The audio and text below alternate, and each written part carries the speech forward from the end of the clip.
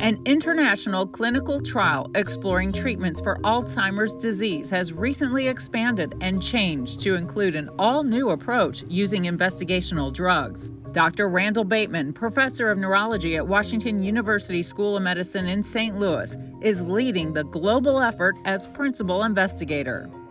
So Alzheimer's disease has amyloid plaques and tau tangles. Those two things in the brain define Alzheimer's disease.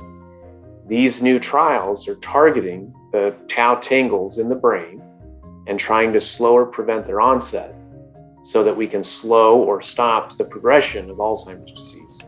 And then very recently, what's changed is, in addition to using a tau drug and a placebo to see if the tau drug can help slow down or stop Alzheimer's, everyone is going to get an anti-amyloid drug. So this is also the first combination trial where we're taking the 1-2 punch approach to Alzheimer's. You have the plaques, you have the tangles. We'll be attacking both of them in this trial. This combo approach is a result of increasing evidence that targeting the amyloid-beta protein can reduce biomarkers of Alzheimer's disease. Amyloid-beta proteins clump together to form the sticky toxic plaques scattered throughout the brain in Alzheimer's. Plaques start accumulating up to 2 decades before cognitive symptoms of Alzheimer's disease. Also in the brains of Alzheimer's patients, tau tangles. Different arms of the clinical trial were already designed to introduce experimental drugs targeting the tau protein. That's why the study is called the Tau NexGen Trial.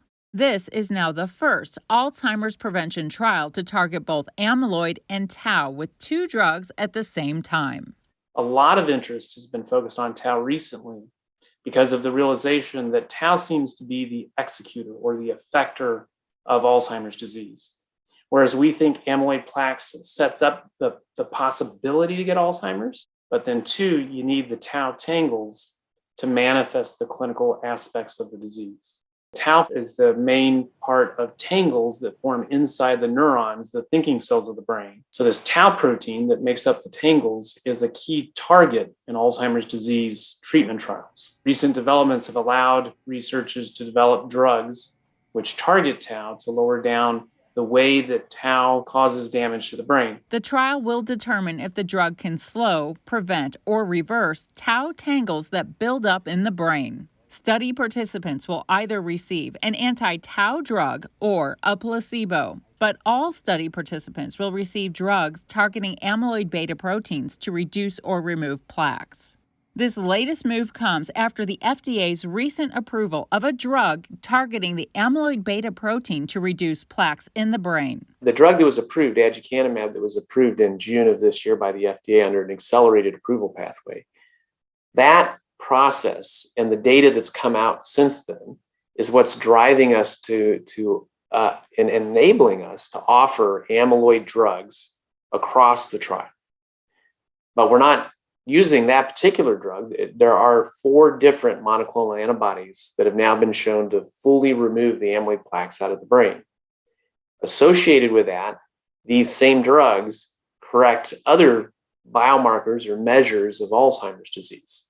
So they lower down things like phospho-tau and the cerebrospinal fluid. They can change the amount of tau that we measure on PET scans, and they can change other measures, including some signs that there are clinical and cognitive benefits in the trial. And so the fact that all of these drugs that are in a similar class of removing amyloid plaques are showing similar findings in the trial is what is enabling us as a field to consider, can we go in now and remove amyloid plaques and target something else like tau tangles? And so the drug that we're launching in our trial is a drug called lecanemab. It's made by a company, Eisai. And that drug has been shown to remove plaques out of the brain. And it's going in with Eisai's tau drug, E2814, as the first of 3 different tau drug arms. Study participants are patients and family members of dominantly inherited Alzheimer's disease. This is a rare form of Alzheimer's from genetic mutations that people inherit from their parents. Dr. Bateman is the director of the Dominantly Inherited Alzheimer Network Trials Unit. In addition to the combination drug approach, he explains how the trial is unique in another way. A very important part of this trial, something that's quite different than trials before it, is that it enrolls two different populations: people who have the symptoms of Alzheimer's disease, and these are younger people who have mutations that cause Alzheimer's disease at an early age. And it also enrolls people who are within 10 years of getting the symptoms of Alzheimer's, so a prevention trial. Although the trial focuses on people with rare mutations, drugs that are successful in this population would be promising candidates for preventing or treating late onset or sporadic Alzheimer's disease that occurs more commonly in older adults. That's because the destructive molecular and cellular processes in the brain are similar in all types of the disease. We've always known that Alzheimer's is a disease of two proteins, and that the amyloid and the tau together cause Alzheimer's disease. So we've always thought it's a good idea to try to target and treat both proteins.